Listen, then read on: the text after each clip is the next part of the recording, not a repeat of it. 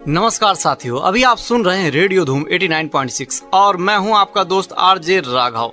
स्वागत करता हूं रेडियो धूम के खास programme guest of the day में, जिसमें हम मुलाकात करते हैं अपने ही अंचल के किसी खास मेहमान से और बातचीत करते हैं उनसे किसी खास विषय पर, उनके प्रोफेशन पर। और आज हमारे साथ स्टूडियो में मौजूद हैं श्रीमती पूनम श्रीवास्तव। आप एक समाज सेविका हैं, आप प्रोफेसर रह चुकी हैं। आज हम आपसे जानेंगे आपके विषय में, आपने प्रोफेसर रहते हुए कितने लोगों को पढ़ाया, कैसे पढ़ाया, क्या आप तकनीक का उपयोग करते थे और समाज सेवा के क्षेत्र में आप कौन कौन से कार्य करती हैं। आज इन सभी विषयों पर हम जानेंगे आपकी राय, सुनेंगे आपसे आपके जीवन के बारे में। तो साथियों, करते हैं प्रोग्राम की शुरुआत और स्वागत करते हैं आज की हमारी गेस्ट श्रीमती पूनम श्रीवास्तव जी का। पूनम जी, आपका बहुत बहुत स्वागत है रेडियो धूम के खास programme guest of the day में। जी धन्यवाद। और जैसा कि हम जानते हैं कि आप प्रोफेसर रह चुकी हैं, अभी समाज सेवा के क्षेत्र में आप अलग अलग कार्य कर रही हैं और हमें जानकारी मिली है बच्चों के लिए आप कुछ कार्य कर रही हैं। इन विषयों पर हम आपसे बहुत सारी बातें जानेंगे। सबसे पहले जानना चाहते हैं आपके बारे में, तो आप अपने बारे में हमें और हमारे श्रोताओं को बताएं। जी, मेरा नाम पूनम श्रीवास्तव है। मेरे पति का नाम सलील श्रीवास्तव है, जो जिंदल में कार्यरत है। मेरे 2 बच्चे हैं, आदि और आध्या। मैंने रुंगटा इंजीनियरिंग कॉलेज से इलेक्ट्रॉनिक्स एंड टेलीकम्युनिकेशन में बी किया है और साथ में रुंगटा इंजीनियरिंग कॉलेज में ही मैं लेक्चरर थी। और मैंने एमटेक किया है बीआईटी दुर्ग से और अभी मैं पीएचडी कर रही हूँ स्पीच एनालिसिस से। ये स्पीच एनालिसिस के बारे में कुछ यदि बताना चाहें तो। जी बिल्कुल। देखिए, हमारे बहुत सारे डिसऑर्डर्स होते हैं जिनको हम स्पीच के माध्यम से डायग्नोसाइज कर सकते हैं। इसी तरह से मैंने चूज किया है रेस्पिरेटरी डिसऑर्डर को, जो कि आजकल एक बहुत ही लीडिंग कॉज हो गया है मोरालिटी और मोबिलिटी के रिगार्डिंग। तो अगर आप उस डिसीज को स्पीच के एनालिसिस से पता कर पाते हैं और प्रॉपर डायग्नोसाइज कर पाते हैं, तो यह हमारे मेडिकल साइंस के लिए एक बहुत ही खास हो सकता है, जिससे हम इजीली डायग्नोसाइज कर पाएंगे कि हमको क्या डिसीज है, वो भी बहुत ही इनिशियल स्टेज में, जो कि आज के लिए एक बहुत महत्वपूर्ण कार्य है। आपने ग्रेजुएशन किया इलेक्ट्रॉनिक्स से, कम्युनिकेशन से, फिर एमटेक किससे किया? Instrumentation and control. और पीएचडी फिर एक अलग विषय में आ गया। हाँ जी, ये बायोमेडिकल साइंस के रिगार्डिंग है। तो स्विच करने में कैसा लग रहा है कि ज्यादा अंतर है, टफ हो जाता है कि मेंटेन हो जाता है? देखिए, जब आप पढ़ाई करते हैं तो हमको बहुत सारे सब्जेक्ट पढ़ाए जाते हैं। उन किसी भी सब्जेक्ट में आप अगर स्पेशलाइजेशन ले लेते हैं तो वो आपके लिए एक बहुत ही अपॉर्चुनिटी होती है कि आप उस फील्ड में कुछ अच्छा कर पाए। तो इसी तरीके से हमारे एमटेक में एक सब्जेक्ट था बायोमेडिकल साइंस का, तो मैंने उसी सब्जेक्ट को चूज किया और मैंने जो भी टेक्निकली मैंने पढ़ाई करी थी उसको मैंने बायोमेडिकल के साथ मर्ज करके यहाँ पे अब मैं पीएचडी कर रही हूँ। तो पीएचडी का लास्ट ईयर है क्या ये? जी हाँ, ये मेरा फाइनल ईयर है पीएचडी का और मेरा थीसिस सबमिशन के और है। अगले साल जब हम आपका इंटरव्यू लेंगे तो डॉक्टर पूनम श्रीवास्तव ऐसा हम इंट्रोड्यूस करेंगे आपको। हाँ जी बिल्कुल। पूनम मैम, हम प्रोग्राम में आगे बढ़ते हैं और आपकी जब हम समाज सेवा की बात करते हैं तो बच्चों के लिए आपने कोई पहल की है, तो उसके बारे में हमें और हमारे श्रोताओं को बताएं। जी देखिए, मुझे शुरू से ही बच्चों को कुछ सिखाने का, बताने का काफ़ी मन रहा है और बच्चे, मुझे ऐसा लगता है कि एक कच्चे गढ़े की तरह होते हैं। हम बच्चों को किसी भी शेप में, किसी भी तरीके से ढाल सकते हैं। तो अगर हम बच्चों को सही शेप दें, सही मार्गदर्शन दें, तो वो आने वाली पीढ़ी के लिए बहुत ही लाभदायक होगा। तो इसीलिए मैं ये एक इनिशिएटिव मैंने लिया है कि बच्चों की जो भी स्किल्स होती है उनके डेवलपमेंट के लिए मैं कुछ कर सकूं। तो जब भी स्पेयर टाइम रहता है तो मैं बच्चों को जिस भी एरिया में मुझे लगता है कि उनका थोड़ा सा वीक एरिया हो रहा है या फिर वो कहीं डिस्ट्रैक्ट हो रहे हैं, तो मैं उस पे काम करती हूँ। जैसे आजकल मोबाइल का चल रहा है कि बच्चों को लत लग रही है मोबाइल की, तो उनसे मोबाइल को रिप्लेस कर रहे हैं कि कोई भी एक्टिविटी, चाहे वो रीडिंग हो, चाहे वो राइटिंग हो या किसी भी तरीके से आर्ट, क्राफ्ट, योगा, कोई भी एक्टिविटी में अगर उनको हम इंगेज रखते हैं तो वो इस तरीके से वो डिस्ट्रैक्शन को वो क्या कर सकते हैं कि उससे दूर हो सकते हैं। तो यहाँ पे हम लोग पूरा एक रख रहे हैं, पूरा कुरिकुलम हमने बनाया है कि बच्चों को डिफरेंट एक्टिविटीज में हम इन्वॉल्व कर रहे हैं और उनका ध्यान मोबाइल और टीवी से हटाकर और कई एक्टिविटीज में हम लगा रहे हैं ताकि वो इंगेज रहें। कौन कौन सी एक्टिविटीज हैं ये? हम यहाँ पर अपने क्लासेस में बहुत सारी एक्टिविटीज चलाते हैं। सबसे पहले हमारा फोकस रहता है कि उनका मोटर स्किल डेवलप हो, कम्युनिकेशन स्किल डेवलप हो और उनका सेल्फ मैनेजमेंट डेवलप हो। इसके लिए हम उनको सबसे पहले हमने एक छोटी सी लाइब्रेरी खोली है जिसमें बच्चों के पास बहुत सारी किताबें हैं, उनकी बहुत सारी वैरायटी है। हिंदी में भी है, इंग्लिश में भी है। कुछ जनरल नॉलेज की है, कुछ एनालिटिकल थिंकिंग की, लॉजिकल थिंकिंग की है। तो बच्चे उनको सॉल्व करते हैं, उनको पढ़ते हैं। उसके साथ साथ हम चाहते हैं कि बच्चे हर दिन 5 नए वर्ड्स उनमें से ढूंढे जो उन्होंने अभी सीखे हैं और उनका एक वर्ड बैंक बने। उसके साथ साथ उनकी वोकेबुलरी स्ट्रांग होगी। साथ में ही वो बच्चे रीडिंग करने के बाद हम उनको एक फन एक्टिविटी कराते हैं, जिसमें उनके साथ आज ही हमने उनको एक ट्रेजर हंट करवाया है, जिससे उनकी एनालिटिकल थिंकिंग बढ़े। उसके साथ साथ कभी योगा कराते हैं। हमने 2 टीचर्स भी हायर किए हैं जो उनके फोनिक्स और उनके वोकेबुलरी और उनके एसेंट पे काम कर रहे हैं, और उसके साथ साथ एक टीचर उनको म्यूजिक भी सिखा रहे हैं। तो इस तरह की काफ़ी एक्टिविटीज़ होती हैं। योगा होता है, मंत्र उच्चारण होते हैं, उनको पूजा पाठ के बारे में बताया जाता है, उनको आने वाले जो भी सिनारियों में जो चीज़ें लग सकती हैं उसके बारे में उनको सिखाया जाता है। तो इस तरीके से 2 घंटे की पूरी क्लास रहती है, जिसमें बच्चे काफ़ी इंगेज रहते हैं और पूरी तरीके से उस क्लास का बेनिफिट उठाते हैं। इंगेज तो इसमें रह जाते हैं, मगर घर जाने के बाद फिर मोबाइल चला सकते हैं वो? नहीं, हमने प्ले के वाया, स्किट के वाया, रोल प्ले के वाया बच्चों को सिखाया है कि मोबाइल जो है वो आपको नहीं देखना है, या फिर उसका एक टाइम लिमिट आपको यहाँ पे फिक्स करके रखना है। उसी को मानते हुए बच्चों ने, मैंने अभी खुद ऑब्जर्व किया है कि मेरी क्लास के ही जितने 20-25 बच्चे हैं उनमें काफ़ी बच्चों ने बंद कर दिया है, और कुछ बच्चों ने आवर्स को मिनट्स में कन्वर्ट कर दिया है, कुछ ने मिनट्स को सेकेंड्स में कन्वर्ट कर दिया है। और हम उनको होमवर्क भी देते हैं, कुछ टास्क भी देते हैं, जिसके कारण वो इंगेज रहते हैं घर जाने के बाद भी। और आने के बाद हम उन बच्चों को अप्रिशिएट करते हैं जिन बच्चों ने मोबाइल को बहुत कम या फिर नहीं देखा है। तो इस तरीके से और बच्चों को प्रेरणा मिलती है कि हमें भी नहीं देखना है, हमें अपना समय कहीं और लगाना है बजाय मोबाइल देखने के। आपने जैसे कहा कि कच्ची उम्र होती है, कच्चे घड़े के समान होते हैं। शुरुआत में हम उन्हें पढ़ा रहे हैं, समझा रहे हैं कि ऐसा नहीं करना है, और एक हिंदी में कहते हैं लोग कि आगे पाठ पीछे सपाट। जब तक आपसे जुड़े हैं तब तक तो मोबाइल का उपयोग नहीं कर पा रहे हैं। हो सकता है कहीं दादी के यहाँ गए, नानी के यहाँ गए, बीच में थोड़ा सा गैप हुआ और फिर मोबाइल में जुड़ गए, तो उस समय कैसे आप रिकवर करते हैं उन्हें? देखिए, ये तो इस तरीके से होगा कि अगर आप उनमें कुछ गुड हैबिट्स डाल दें और उनको उससे आपके, अगर जैसे बोला जाता है out of sight out of mind, तो अगर वो आपके नज़रों के सामने रहेगा ही नहीं तो वो आपको ध्यान ही नहीं आएगा कि आपको उसको यूज़ करना है। तो आपको सबसे पहले इसके लिए अपनी हॉबीज़ डेवलप करनी पड़ेगी। आपको किसी एक चीज़ या 2-3 चीज़ों के लिए भी सही, आपको अपने लिए वहाँ पे उसको सीखने की जिज्ञासा पैदा करनी पड़ेगी। अगर बच्चे कहीं ड्राइंग में या कहीं किसी और एक्टिविटी में इन्वॉल्व हो जाते हैं या अपनी रुचि ज़्यादा दिखाते हैं, तो उस डायरेक्शन में अगर वो जाते हैं तो उनका ध्यान ही नहीं जाएगा कि उनको मोबाइल की देखने की ज़रूरत पड़ रही है।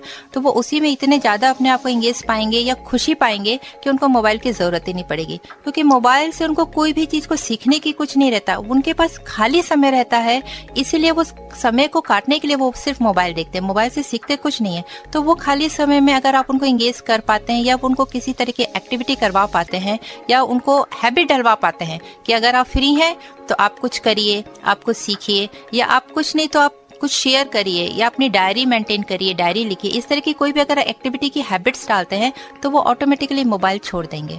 ये मेरा पर्सनल एक्सपीरियंस है, क्योंकि मेरे दोनों बच्चे मोबाइल नहीं देखते हैं क्योंकि उनके पास ऑप्शन ही नहीं है, जबकि हमारे घर में 3-3 मोबाइल स्मार्टफोन्स हैं, पर वो लोग नहीं उठाते हैं क्योंकि उनको उठाने की ज़रूरत ही नहीं है। उनके पास बहुत सारी चीज़ें रहती हैं करने के लिए। बहुत बढ़िया आपने पहल की है, और मुझे भी जिज्ञासा है, हमारे श्रोताओं को भी बहुत सारी जिज्ञासा होगी इसके बारे में और कुछ जानने की, तो उनकी जिज्ञासा हम बरकरार रखते हैं। और जब बच्चों की बात आती है, करियर में बहुत सारी संभावनाएं रहती हैं, लोगों के बहुत सारे शौक रहते हैं, समाज सेवा के अलग अलग क्षेत्र हैं, बच्चों पर ही फोकस क्यों किया आपने? देखिए, मुझे ऐसा लगता है कि एक गलत परवरिश एक पूरी जनरेशन को खराब करती है। अगर आप एक भी बच्चे को सुधारते हैं तो आप कहीं ना कहीं जाके समाज के लिए एक बहुत अच्छा काम करते हैं। अगर हम देखेंगे क्राइम रेट जिस तरीके से बढ़ रहे हैं, उनके पीछे कोई एक दिन का या एक हफ्ते या एक महीने का नहीं रहता है, वो कहीं ना कहीं एक बैकग्राउंड पूरा डेवलप हुआ रहता है बहुत सालों पहले। एक गलत अपब्रिंगिंग, बच्चे की एक गलत हैबिट, एक गलत आदत, उसने उसको इस तरीके से बनाया है जो आज हमको पे ऑफ करना पड़ रहा है। तो हम नहीं चाहते हैं कि किसी की भी गलती की सजा हम भुगतें।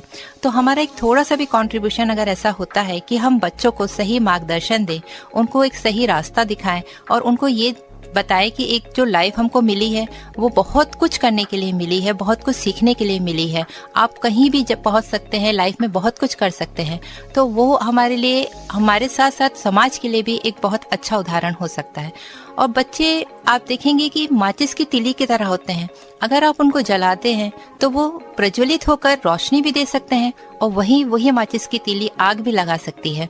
तो अगर आप चाहें तो उन्हीं बच्चों को सही तरीके से अगर डायरेक्शन दे देते हैं, एक सही मार्गदर्शन दे देते हैं, उनकी सही अपब्रिंगिंग कर पाते हैं, सही रास्ता दिखा पाते हैं, तो वो हर किसी के लिए ही, समाज के लिए, हर जगह के लिए बहुत ही अच्छी बात रहती है। दो धारी तलवार हो जाते हैं। कहा जाए कि यदि सही चली तो ठीक है, गलत चली तो फिर उसके दुष्परिणाम आते हैं। जी बिल्कुल। और जैसा बच्चों की जब हम बात करते हैं, आपने शुरुआत की अपने घर से। हाँ जी। तो अपने घर के बच्चों को समझाना और जो बाहर से आते हैं उनको समझाना, कितना अंतर हो जाता है? क्योंकि कभी कभी हम देखते हैं बच्चे हमसे नहीं पढ़ते, हमारे बच्चे हमसे नहीं पढ़ते हैं, बाहर हम उनको ट्यूशन भेजते हैं, दूसरों के बच्चों को पढ़ा पाते हैं। आपके साथ थोड़ा अलग है, आप शुरुआत अपने घर से की है, तो आप ये कैसे कर पाए? जो भी मम्मियाँ, खास तौर से मैं उनकी बात करूं, जो सुन रही हूँ, बहुत इंटरेस्ट लेकर ये प्रोग्राम सुन रही होंगी, उनको लग रहा है कि उनके मतलब की बातें हो रही हैं, अब बच्चा कल से मोबाइल नहीं लेगा, तो वो घर में क्या करे? आपने क्या किया? देखिए, मुझे लगता है सबसे पहले तो ये जिम्मेदारी पेरेंट्स की ही होती है।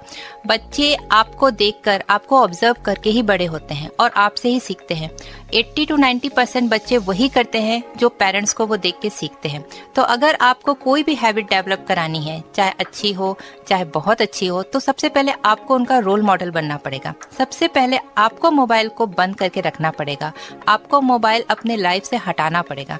अगर आप ही हर समय मोबाइल लेके बैठेंगे तो बच्चे वही सीखेंगे। तो आप सबसे पहले मोबाइल को बंद करिए, उनकी सामने आप बुक लेके बैठिए, उनके सामने आप कुछ करिए, कुछ क्रिएटिव करिए, उनको समय दीजिए। सबसे पहली बात है समय। अगर आप उनको पूरा समय देते हैं, उनसे बात करते हैं, उनको स्टोरी सुनाते हैं, उनके साथ खेलते हैं या कुछ नया बताते हैं, तो बच्चे जरूर सुनेंगे। क्योंकि मेरा खुद का एक्सपीरियंस ये रहा है कि मैं अपने बच्चों को पकड़ के उनको मैं मैनेजमेंट फंडा सुनाती हूँ, जबकि वो बहुत सारी चीजें ऐसी होती है कि उनके सिर के ऊपर से निकल जाती है, पर मैं उसको एलोबरेट करती हूँ, मैं उनको बताती हूँ कि इसमें क्या लिखा है, क्या बताना चाह रहा है। उसके साथ साथ बहुत सारे कॉलम्स ऐसे आते हैं पेपर्स में जो कि बच्चों के बहुत काम के होते हैं। मैं पूरा पेपर उनको पढ़ के सुनाती हूँ। रात को सोने से पहले मैं उनको एक बुक पढ़ के सुनाती हूँ, रॉबिन शर्मा की बुक पढ़ के सुनाती हूँ। तो इस तरीके से बच्चे बहुत ही ज़्यादा उसमें इंटरेस्ट भी लेते हैं। मैं कभी भूल जाती हूँ तो मुझे याद दिलाते हैं कि मम्मी आज आपका ये वाला पार्ट रह गया है, आपको कराना है। तो जब मैंने ये देखा कि मेरे बच्चे जब उसी एज के हैं और इस तरीके से वो अगर बताने पे कर रहे हैं तो और बच्चे भी कर सकते हैं। तो अगर आप थोड़ा सा अगर इनिशिएटिव लें, थोड़ा सा एफर्ट लगाएं, तो बिल्कुल बच्चे आपके वैसे ही होंगे जैसे कि आप चाहते हैं, पर थोड़ी मेहनत तो आपको करनी पड़ेगी। आपके केस में ऐसा है कि आप हाउसवाइफ हैं, हमेशा घर में रहती हैं, पहले प्रोफेसर थी, अभी छोड़ दी हैं जी, तो थोड़ा सा आसान हो जाता है जी। कई जगह प्रॉब्लम ये रहती है कि मम्मी पापा दोनों जॉब में हैं, हाँ जी। और जब जॉब से आते हैं तो बच्चे जब परेशान करते हैं तो खुद से बचने के लिए, अपनी जिम्मेदारियों से बचने के लिए मोबाइल दे देते हैं कि ले बेटा इसमें बिजी रहे। उन्हें आप क्या कहना चाहेंगी? देखिए, मैं तो ये समझती हूँ कि यहाँ पे भी वही बात आती है कि आपको समय तो देना ही पड़ेगा। अगर आज मोबाइल नहीं होता लाइफ में तब आप क्या करते? पहली बात तो ये, तो आपको ये देखना पड़ेगा कि मोबाइल जैसी चीज कोई है ही नहीं। अब आपके पास ये ऑप्शन आता है कि चलिए आपने बच्चे को तो आदत डाल दी है मोबाइल की, आप भी आके दे रहे हैं, बच्चा भी देख रहा है। पर अगर वहीं पर ये सोचें कि आपका बच्चा अगर ये जिद कर रहा है मोबाइल ही देखना है और आप भी उसी के अकॉर्डिंग काम कर रहे हैं, तो ये तो फिर कोई एग्जाम्पल ही सेटअप नहीं करता है। अगर आपका बच्चा गंदा पानी पीने के लिए जिद करता है तो आप क्या करेंगे? चाहे वो कितना भी रो ले, चाहे वो कितना भी जिद कर ले, आप उसको नहीं पीने देंगे। आप ये जानते हैं बात को। इसी तरीके से आप वही सोचिए, मोबाइल इज नथिंग, बट ये एक गंदे पानी की ही तरह है जो आपके बच्चे को खराब कर रहा है। तो अगर आप वो कितना भी जिद कर आप उसको नहीं देते हैं, क्या करेगा? रोएगा, थोड़ा सा और अपसेट होगा, फिर वो कुछ ना कुछ तो करेगा ही और कुछ नहीं हो पाएगा उसका। तब आप देखिएगा कि अब आपके पास क्या है करने के लिए। या तो आप उसके साथ इंगेज हो जाइए, या तो आप उसको किसी चीज में इंगेज करिए। बहुत सारी बुक्स होती हैं, सिर्फ पढ़ने के लिए नहीं, एनालिटिकल बुक्स होती हैं, जिग्सॉ पजल्स होते हैं, इतना सारा लॉजिकल थिंकिंग की किताबें होती हैं जो कि अगर आप सर्च करेंगे तो आपको मिल जाएंगी। आप उनको सॉल्व करवाइए, कलरिंग कराइए। हर एज ग्रुप के लिए हर तरीके की किताबें अवेलेबल हैं। आपको सिर्फ उनको सर्च करना है और बच्चों को देना है। वहाँ भी मैं फिजिकल बुक्स की बात कर रही हूँ, मोबाइल की बात नहीं कर रही हूँ। आपको सिर्फ मोबाइल का प्रॉपर रिप्लेसमेंट ढूंढना है। आप बच्चों से गार्डनिंग करवाइए, आप बच्चों से क्लीनिंग कराइए, आप बच्चों को गुड हैबिट्स डलवाइए। मॉर्निंग से लेके शाम तक उनका पूरा एक कुरिकुलम डिजाइन करिए, तो उसके अकॉर्डिंग उनको काम कराइए। देखिए आपके बच्चे बिल्कुल वैसे ही बिहेव करेंगे जैसे कि आप चाह रहे हैं। बहुत बढ़िया तरीके से पूनम मैम बता रही हैं और इस चीज को हमें ध्यान देना चाहिए। जैसे हम हैं वैसे ही बच्चे काम करेंगे। कहीं ना कहीं लापरवाही हमारी होती है। हम शुरुआत से अपना पीछा छुड़ाने के लिए, अपने कर्तव्यों से बचने के लिए, ताकि बच्चा हमें परेशान ना करे, हम उसे मोबाइल दे देते हैं और ये हमारी थोड़ी सी लापरवाही भविष्य में उनके लिए, हमारे लिए ही खतरनाक बन जाती है।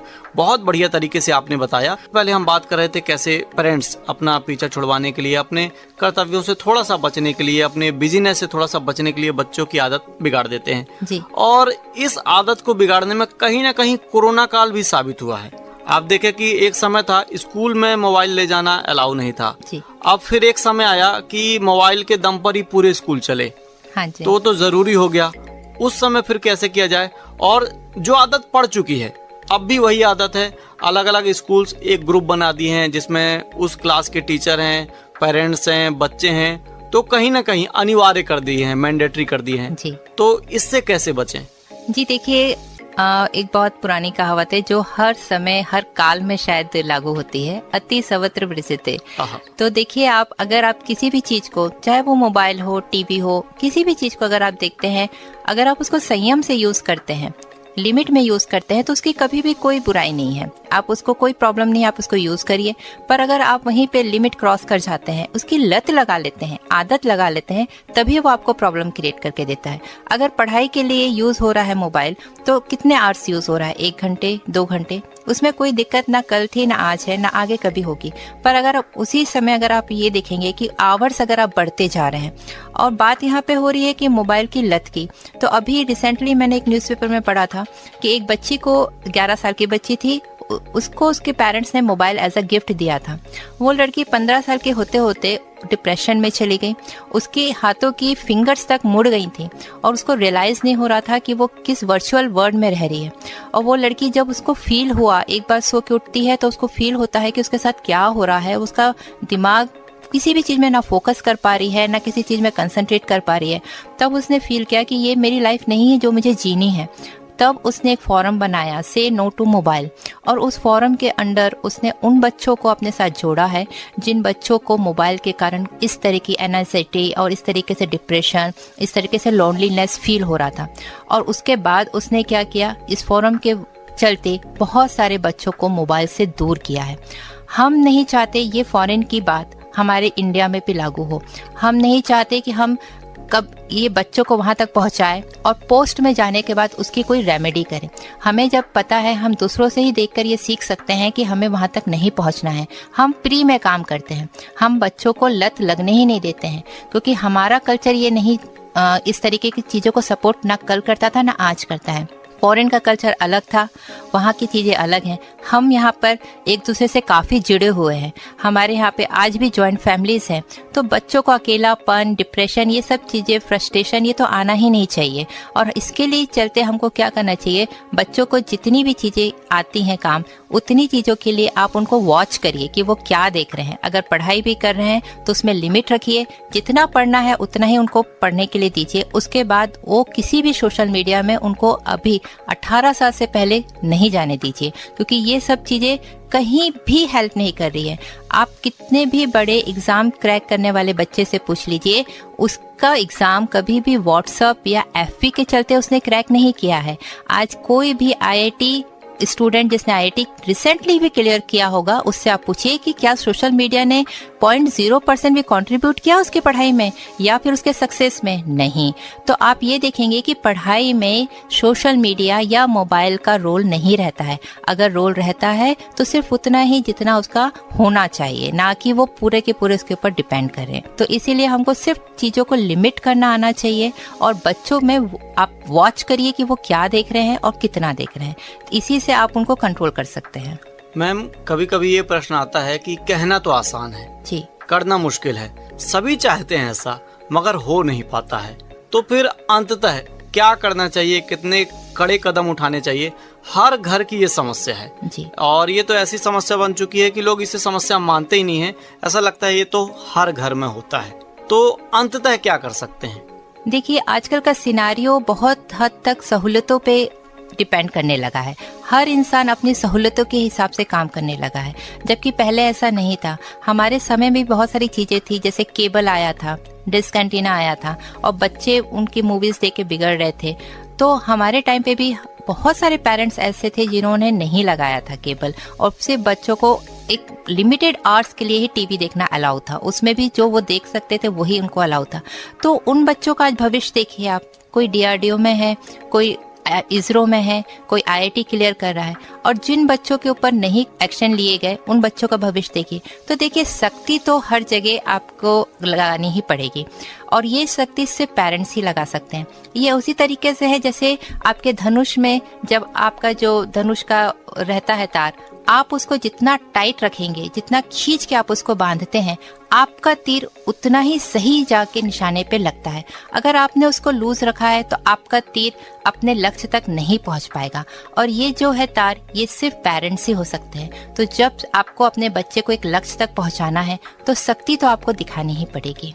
मैम, आपने जो बताया तो उसमें एक डर बना रहता है, तार तो हम खींचे जी, कहीं ज्यादा तार खींच दिए और तार टूट गई, फिर? देखिए, ये तो अब आपके ऊपर रहेगा कि आपको कब तक तार को टाइट करके रखना है और कब उसको थोड़ा सा लूज करना है। ये बच्चे मतलब किड टू किड वेरी करेगा। अब आपसे ज्यादा बेहतर आपके बच्चे को तो कोई नहीं समझ सकता। तो कब आपको लीनियंट होना है और कब आपको स्ट्रिक्ट होना है, इसका बैलेंस आपको बनाना ही पड़ेगा। कई बार ऐसा होता है कि मम्मी थोड़ी लीनियंट रहती है तो पापा स्ट्रिक्ट होते हैं, पापा कभी लीनियंट हो जाते हैं तो मम्मी स्ट्रिक्ट हो जाती है। तो इस बैलेंस से क्या होता है, बच्चे का मेंटल स्टेटस थोड़ा सा स्टेबल रहता है। अगर दोनों ही स्ट्रिक्ट हुए तो भी सही नहीं है, और दोनों का लीनियंट होना भी सही नहीं है।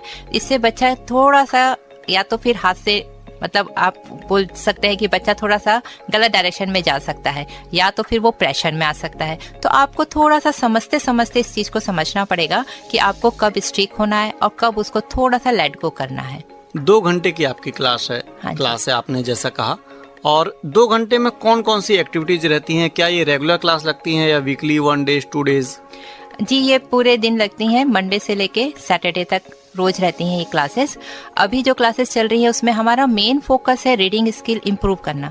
बच्चे जितनी ज्यादा से ज्यादा बुक पढ़ें या ज्यादा से ज्यादा नॉलेज गेन कर सके, ये हमारा मेन टारगेट है। जब उनको रीडिंग की हैबिट डेवलप हो जाएगी तो ऑटोमेटिकली जो हमारा मुख्य उद्देश्य है कि मोबाइल से बच्चे फ्री हो जाएं, वो सॉल्व हो जाएगा। तो हम लोग आधा से पौन घंटा, कभी कभी 1 घंटा सिर्फ रीडिंग ही करने देते हैं, और जिसमें बच्चे अपने न्यू वर्ड्स सीखते हैं, न्यू वर्ड्स लिखते हैं और उनको याद करके दूसरे दिन हमको सुनाते हैं।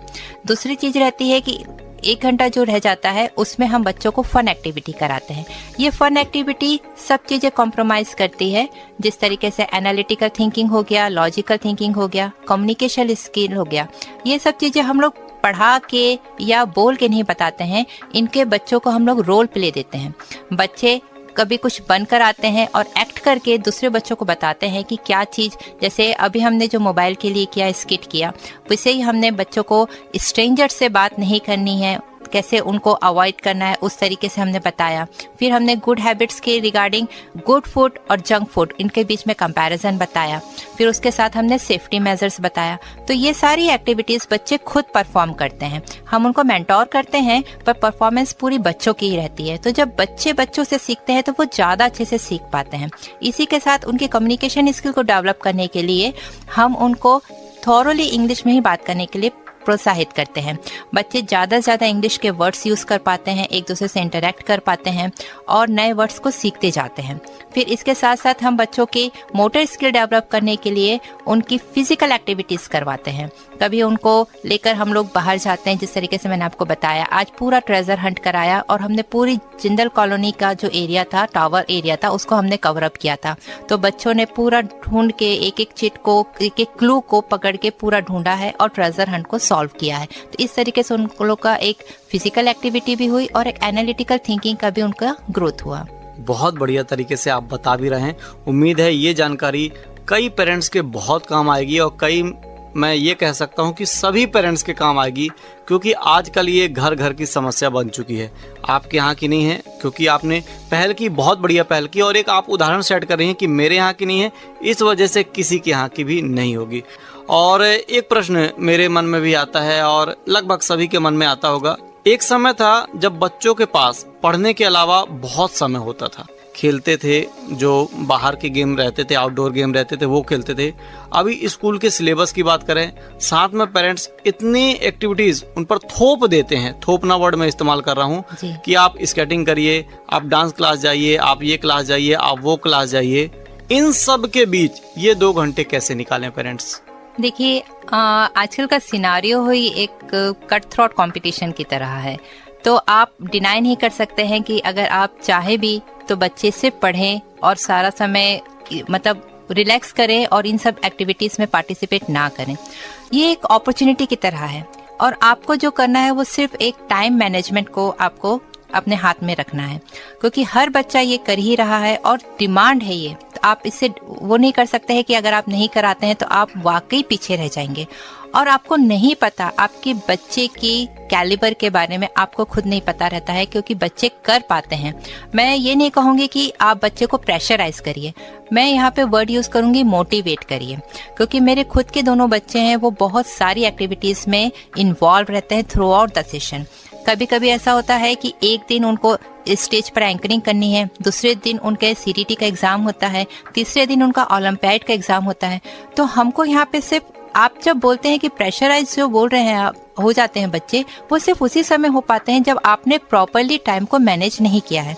आपको हर डेट्स, हर चीजें आपको प्रियोरिटी पता रहती है कि कब होने वाली है, आपको सिर्फ उसके अकॉर्डिंग उनको प्रिपेयर करना रहता है। और बच्चों का दिमाग इतना ग्रो रहता है कि आप अगर उनको 2 से 3 चीजें भी सिखाते हैं तो उनको कोई प्रॉब्लम नहीं रहती, बस आपको उनको समय रहते ही सिखाना है। आप प्रेशराइज तभी कर पाएंगे कि कल है और आज आप उनको लेके बैठे हैं, तो ना तो बच्चा सीख पाएगा ना तो परफॉर्म कर पाएगा, और तब वो प्रेशर में जरूर आ जाएगा। अगर आप नहीं आगे बढ़ाते हैं, बच्चों को मोटिवेट करते हैं, तो सबके पास ऑप्शन है, आपका ही बच्चा पीछे रह जाएगा। तो आपको सिर्फ ये करना है कि बच्चे को मोटिवेट करिए और बच्चे को बताइए कि आप ये कर सकते हैं। और कोई बहुत बड़ी चीज नहीं रहती है एक एग्जाम या फिर एक परफॉर्मेंस या फिर एक डांस, क्योंकि वो बच्चा करता आ रहा है, उसकी हैबिट बनती जाएगी। और अगर आज आप उसको कंफर्ट जोन प्रोवाइड करा देंगे, अगर आप उसको बोल देंगे कि नहीं रहने दीजिए, कुछ नहीं होता, तो आगे का प्रेशर वो कैसे झेलेगा? क्योंकि आगे तो उसको बहुत लंबी लड़ाई लड़नी है।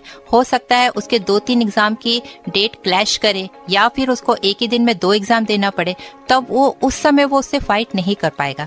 तो आज मैं सजेस्ट करूंगी कि बच्चे को आप सबसे पहले प्रॉपर टाइम मैनेजमेंट सिखाएं। आप खुद ऑब्जर्व करिए कि उसके वीक पॉइंट्स क्या है। कुछ बच्चे जल्दी लर्न कर लेते हैं, कुछ नहीं कर पाते हैं, तो उनको बहुत प्रैक्टिस की जरूरत पड़ती है। तो आप उनके ऊपर एफर्ट लगाइए और उनको बहुत ज्यादा प्रैक्टिस कराइए, ताकि जब परफॉर्मेंस हो तो वो कॉन्फिडेंस के साथ उसको परफॉर्म कर पाए।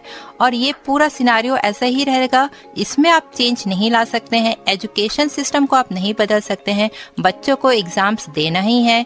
मेरे खुद के बच्चे पूरे सेशन में अपार्ट फ्रॉम एकेडमिक्स एग्जाम पूरे ओलंपियाड के एग्जाम्स देते हैं हर सब्जेक्ट के। उसके साथ साथ स्कूल के भी 2-3 एग्जाम एक्सटर्नली होते हैं। फिर उसके साथ साथ हर एक महीने में कम से कम 3 से 4 एक्टिविटीज होती है जिसमें उनको स्टेज पे परफॉर्म करना रहता है। कई बार ऐसा होता है कि रात को हमको मिलता है कंटेंट और सुबह उसको परफॉर्म करना पड़ता है।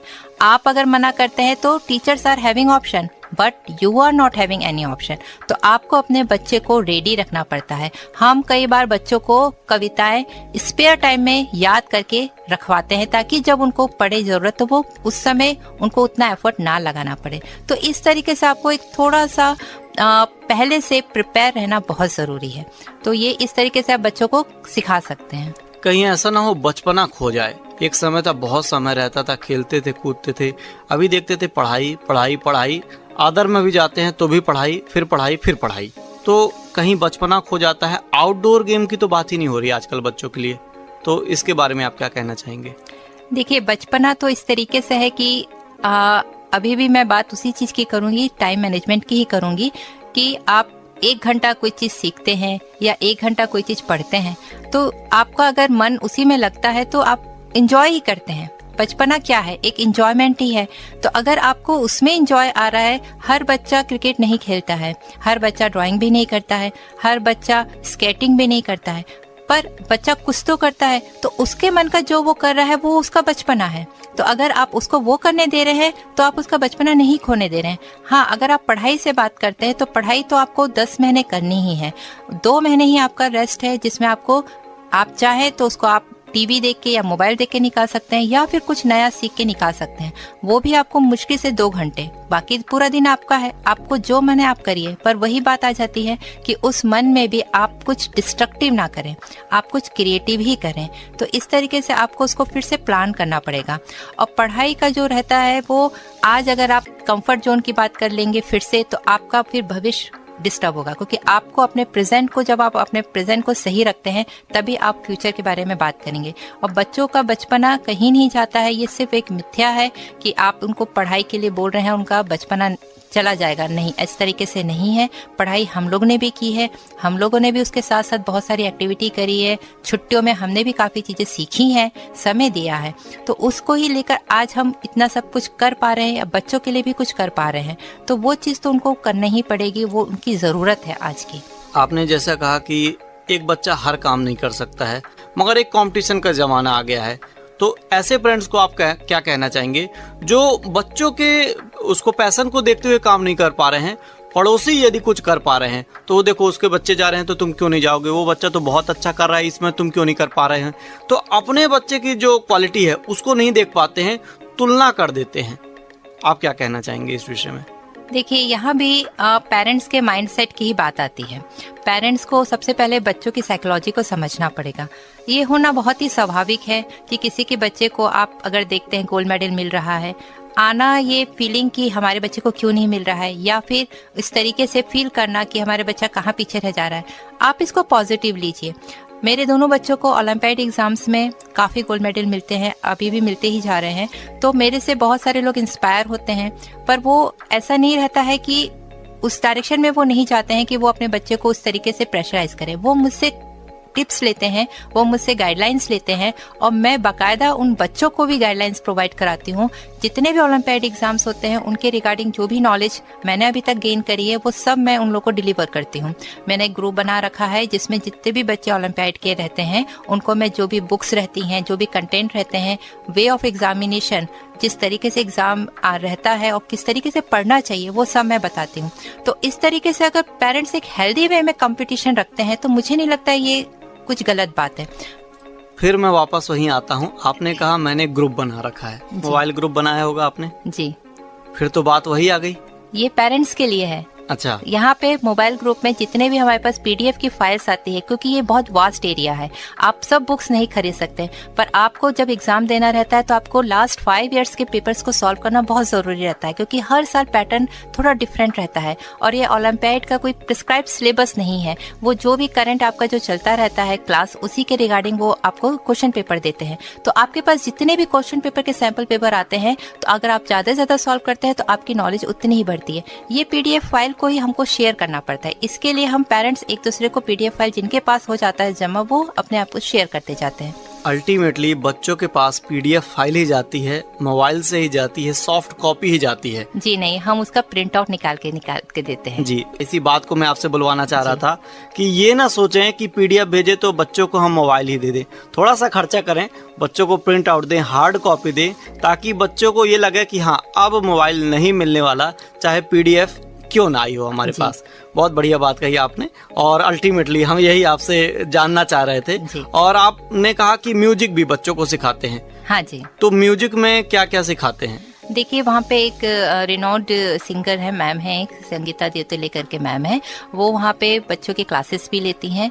और उन्होंने ही अभी स्टार्ट किया है, अलंकार से उन्होंने स्टार्ट किया है। वो बच्चों को बेसिक सिखाएंगी पहले, और कीबोर्ड पे सिखाएंगी, और जो भी बच्चे इंटरेस्टेड रहेंगे उनको फिर वो आगे प्रोसीड कराएंगे। तो अभी वो हफ्ते में 2 दिन उनकी क्लासेस रहती है, तो वो पूरा म्यूजिक का वही लेंगी। अच्छा, आपकी जितनी एक्टिविटीज है आपने बांट दिया कि 2 दिन म्यूजिक रहेगी जी, 2 दिन अलग अलग ऐसी चीजें रहेंगी। 2 दिन म्यूजिक क्लास रहती है, 2 दिन इंग्लिश स्पोकन की रहेगी, जिसमें बच्चे फोनिक्स पढ़ेंगे, वोकैबुलरी स्ट्रॉन्ग करेंगे, एसेंट पकड़ेंगे, क्योंकि इंग्लिश बोलना ही काफ़ी नहीं है, किस तरीके से बोलना है, किस पे प्रेशराइज करना है, ये सब चीज़ें सीखेंगे। इसके बाद 2 दिन जो रहते हैं उसमें हम लोग और अदर एक्टिविटीज़ जैसे योगा हो गया और बहुत सारी चीज़ें ऐसी, जैसे बच्चों को अभी तक हमारे मैथोलॉजिकल चीज़ों के बारे में नहीं पता है, बहुत सारे हमारे मंत्रोच्चारण के बारे में नहीं पता है, हम इन सब पे भी फोकस कर रहे हैं, तो इन सब को हम लोग डील करेंगे। ये आपने बहुत बढ़िया बात कही। स्पोकन इंग्लिश की तो बात करते हैं, मंत्र उच्चारण की बात करते हैं। कभी कभी ऐसा होता है कि बच्चों को हम अंग्रेजी तो सिखाते हैं, और किसी ने कहा कि अंग्रेजी सीख लेते हैं बच्चे, कॉन्वेंट स्कूल में पढ़ते हैं, उससे कार तो खरीद सकते हैं मगर संस्कार नहीं खरीद सकते हैं, तो संस्कार खुद डेवलप करने पड़ते हैं हमें। तो उसके लिए आप क्या करते हैं? जी, हम बच्चों को बेसिक मैनर्स सिखाते हैं, किस तरीके से बैठना है, उठना है, टेबल मैनर्स क्या होते हैं। अभी हमने बच्चों को सिखाया साउंड के बारे में। साउंड मतलब आपका हर एक जो जेस्चर होता है, कोई भी एक्टिविटी होती है, हमारे संस्कार में बताया जाता है कि किसी भी चीज में आवाज नहीं निकलनी चाहिए। आप एक ग्लास भी रखते हैं तो इट शुड बी नॉइसलेस। तो ये हमारे संस्कारों में बताया जाता है कि ये सब चीजें कैसे मैनर से जुड़ी हुई है। आप इसको जोर से रखते हैं तो वो एक बैड मैनर कहलाता है, उसकी आवाज नहीं होनी चाहिए, चम्मच की आवाज नहीं होनी चाहिए, घर में किसी भी चीज की किसी भी तरीके से आवाज नहीं होनी चाहिए। तो हम बच्चों को सिखाते हैं कैसे लो वॉल्यूम में बात करते हैं, ऊंची आवाज में बात नहीं करते हैं, आप खड़े कैसे होते हैं, बड़े के सामने आपको किस तरीके से खड़े होना है, कैसे बात करना है, बीच में नहीं बोलना है, जोर से नहीं बोलना है। तो ये सारे मैनर्स हम बच्चों को डे टू डे लाइफ के जो भी रहते हैं वो वहीं पे सिखाते हैं। और ये इस तरीके से नहीं कि हम उनको बोल के सिखा रहे हैं, हम उनको एज ए एग्जाम्पल देते हैं और उनको प्लस माइनस उनके डूज एंड डोंट्स के वाया उनको सिखाते हैं कि देखिए अब आपको कैसा लग रहा है और अगर इस तरीके से किया जा रहा है तो कैसा लग रहा है। तो बच्चे ऑब्जर्व करते हैं कि हाँ ये सही है और ये गलत है। उसी के साथ साथ बच्चों को और भी कई तरीके के मैनर्स होते हैं कि सुबह उठ के आपको सबसे पहले नहा के आपको पूजा करनी है, सूर्य नमस्कार करना है, जल चढ़ाना है। ये सब चीजें हम गायत्री चालीसा, हनुमान चालीसा, ये सब हम चीजें उनको रिपीटिंग मोड में हम लोग करवाते जाते हैं। 4 पैरास करके हम लोगों ने स्टार्ट किया है। उनको आता है आपका जो ये रहता है श्री रामचंद्र कृपालु भज, वो उनसे बुलवाते हैं। और सबसे पहले हम जब भी रीडिंग की जो क्लास लगती है तो हम उनको स्टार्ट करने से पहले एक सरस्वती मंत्र उनसे बुलवाते हैं, जो कि माता विद्या की माता हैं, वो उनका मंत्र बोलते हैं, उसके बाद ही वो अपनी रीडिंग स्किल्स को स्टार्ट करते हैं। तो इस तरीके से बच्चों को धीरे धीरे हम लोग सिखाते जा रहे हैं। बहुत बढ़िया तरीके से आप सिखा रहे हैं। और कभी कभी बच्चे ऐसे हो जाते हैं कि घर में 2 बच्चे रहते हैं, बड़ा बच्चा अच्छा कर लेता है या छोटा ज़्यादा अच्छा कर लेता है, बड़ा कम अच्छा कर पाता है। तो ऐसे पेरेंट्स जो इनमें भेदभाव करते हैं और घर में ही वो एक लाइन खींच देते हैं, उनसे आप क्या कहना चाहेंगे? और यदि कहीं ऐसा होता है कि सच में थोड़ा सा अंतर है तो कैसे उसको आगे ठीक किया जाए, कैसे मोटिवेट किया जाए? जी देखिए, बच्चे तो बच्चे ही हैं, आप उनको जिस तरीके से वही बात आ जाती है ढालेंगे वो वैसे ही ढलेंगे, पर हर बच्चा डिफरेंट होता है। हर बच्चे की सोचने समझने की कैपेबिलिटी अलग अलग होती है। मेरे ही दोनों बच्चे हैं जिसमें आदि बिल्कुल डिफरेंट है, आध्या बिल्कुल डिफरेंट है, पर दोनों का एरिया जो है, स्ट्रॉन्ग पॉइंट जो बोल सकते हैं, वो बिल्कुल ही अलग है। अगर वो किसी चीज़ में अच्छा है तो आध्या किसी और चीज़ में अच्छी है। तो हम दोनों फोकस करते हैं कि वो जिस चीज़ में अच्छे हैं हम उसी को ज़्यादा उन लोग को एनकरेज करते हैं। हम उनको इस तरीके से डील नहीं करते कि अगर आदि जो कुछ कर रहा है वही हम आध्या को बोले। हाँ, ज़रूरी है तो दोनों एक दूसरे को देख के भी इंस्पायर होते हैं। आध्या बहुत हद तक आदि को देख के इंस्पायर भी होती है और उसको वो कॉपी भी करने की कोशिश करती है। ये एटमॉस्फेयर डेवलप करना पड़ता है आपको घर में। हम कभी भी आध्या को आदि से ना कंपेयर करते हैं, ना कभी आदि को आध्या से, ना उनको बोलते हैं कि उसने किया है तो तुम भी करो या तुमने क्यों नहीं किया जब भैया ने किया। नहीं, हमको कभी कभी पता भी नहीं चलता है कि आदि जो कर रहा होता है आध्या उसको कब कर चुकी रहती है। इस तरीके से हो जाता है, क्योंकि आध्या का भी लर्निंग जो प्रोसेस है वो बिल्कुल एकलव्य जैसा है। वो चुपचाप सीख लेती है और हम लोग को सरप्राइज कर देती है। तो बच्चे बिल्कुल डिफरेंट रहते हैं, आपको उनको कंपेयर कभी भी करना ही नहीं चाहिए। वो अपने अलग एरिया में जाके परफॉर्म करेंगे, अपने अलग एरिया में अपना परचम लहराएंगे। तो आपको सिर्फ पेशेंस से काम लेना है और हर समय ये नहीं सोचना है कि इसने किया है तो वो भी करेगा या फिर वो भी करेगी। नहीं, इस तरीके से नहीं होता है। बच्चों को समय दीजिए, उनकी साइकोलॉजी को समझने की कोशिश करिए, हर चीज में वो अच्छे हो। हाँ, ये हो सकता है कि आप उनको पढ़ने के लिए मोटिवेट करिए, उनके वीक पॉइंट्स को पकड़िए, उनको नलीफाई करने की कोशिश करिए, पर कंपैरिजन मत करिए बस। और कहते हैं कि एक व्यक्ति हर काम नहीं कर सकता, मगर एक व्यक्ति एक काम बहुत अच्छे तरीके से कर सकता है। एक व्यक्ति डॉक्टर नहीं बन सकता है, एक व्यक्ति इंजीनियर नहीं बन सकता, या एक ही व्यक्ति डॉक्टर, इंजीनियर, साइंटिस्ट तीनों नहीं बन सकता है। तो कभी कभी मुश्किल हो जाता है पेरेंट्स को कि हम बच्चों को क्या बनाएं। कभी कभी पेरेंट्स ऐसे होते हैं कि अपना सपना बच्चों पर थोप देते हैं जी। फिर से थोपना वर्ड उपयोग कर रहा हूँ, इसलिए कर रहा हूँ क्योंकि कई लोग यदि MBBS या नीट का एग्जाम नहीं निकाल पाए, पेरेंट्स से नहीं निकाल पाए, तो उनको लगता है कि मैं अपने बच्चे से निकलवा लूंगा। अब बच्चा जाना ही नहीं चाहता है डॉक्टर्स के क्षेत्र में, तो फिर कैसे पहचाने, और नहीं पहचान पा रहे हैं तो पेरेंट्स क्या करें? जी देखिए, हम लोग एक ऐसी कंट्री में हैं जहाँ पे हर चीज़ का एक स्टीरियोटाइप चला आ रहा है। मतलब यहाँ पे ऐसा रहता है कि बच्चे एक बहुत लंबे समय तक मम्मी पापा पे आश्रित रहते हैं। तो यहाँ का जो कल्चर है वो इसी तरीके से ही चलता आ रहा है, क्योंकि हमको ऐसा लगता है कि बच्चे, पहली बात तो माँ बाप को कभी लगता ही नहीं कि बच्चे बड़े हो गए हैं और वो डिसीजन ले पाएंगे। वो चाहे कितने भी बड़े हो जाए, माँ बाप यही सोचते हैं कि हमें उनके लिए जो सोचेंगे वही सही होगा। इनको अभी नहीं समझ में आएगा कि आगे की दुनिया क्या है और कैसे ये कर पाएंगे। तो वो जो चीज़ है वो आप उनको नहीं, आप उसके साथ आप नहीं लड़ सकते हैं। दूसरी चीज़ ये है कि अगर आप बच्चों के ऊपर छोड़ देते हैं, ठीक है, मुझे जहाँ तक फील होता है कि आप छोड़ भी सकते हैं, पर मुझे लगता है एक बेसिक जो ग्रेजुएशन होती है, एक बेसिक जो उनका टारगेट होता है, वो आपको थोड़ा तो फिक्स करना ही पड़ेगा। आप ऐसे नहीं कि वो बच्चों को, हमारा सिनारियो वो कहता ही नहीं है कि आप बच्चे को बिल्कुल छोड़ दीजिए कि वो म्यूजिशियन बन जाए, वो सिंगर बन जाए। ठीक है, आप अपने पैशन को फॉलो करिए, आपको जो बनना है वो बनिए। पर किसने कहा कि एक म्यूजिशियन आपका बी नहीं है? आपको किसने बताया कि शंकर महादेवन ऑलरेडी एक इलेक्ट्रॉनिक्स, बी इन इलेक्ट्रॉनिक्स है?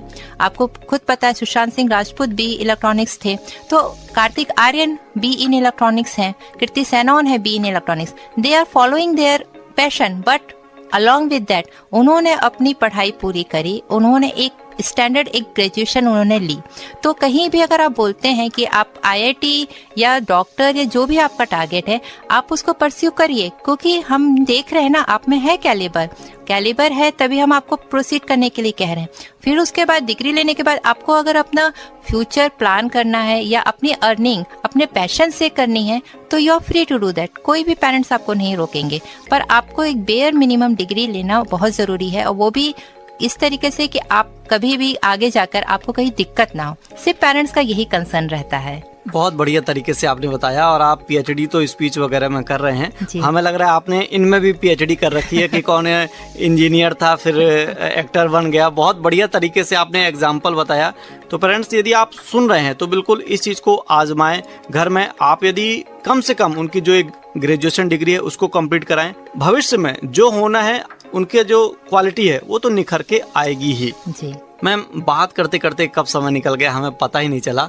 रेडियो धूम में आकर के आपको कैसा लगा? जी, मुझे यहाँ आकर बहुत अच्छा लगा, और मुझे बहुत अच्छा फील आ रहा है कि मैं किसी भी वाया से, अगर बोलते हैं कि जैसे अगर आप सागर के किनारे हैं और अगर आप मछलियां आ रही हैं तैर कर, आप सारी मछलियों को तो पकड़ के वापस सागर में नहीं छोड़ सकते। फिर भी अगर आपने 10 मछलियों को भी अगर वापस सागर में छोड़ दिया और उनको जिंदा बचा लिया, तो उसी तरीके से अगर मैं सारे बच्चों को तो नहीं, पर कुछ बच्चों को भी अगर मोबाइल और इन तरह की गैजेट से बचा पाई और उनको रीडिंग और इस तरह की एक्टिविटीज में इन्वॉल्व कर पाई, तो मेरे लिए बहुत बड़ी बात होगी कि थोड़े ही बच्चे सही पर कुछ बच्चों ने अच्छा सीखा और वो बच्चे कुछ अच्छा कर पाएंगे आगे जाकर। तो इसके लिए मैं रेडियो धुन के लिए बहुत बहुत शुक्रगुजार हूँ कि उन्होंने मुझे अपॉर्चुनिटी दी कि मैंने यहाँ आकर कुछ शेयर कर पाया। बहुत बहुत धन्यवाद मैम। और जाते जाते पेरेंट्स को, रेडियो धूम के श्रोताओं को और बच्चों को आप क्या संदेश देना चाहेंगे?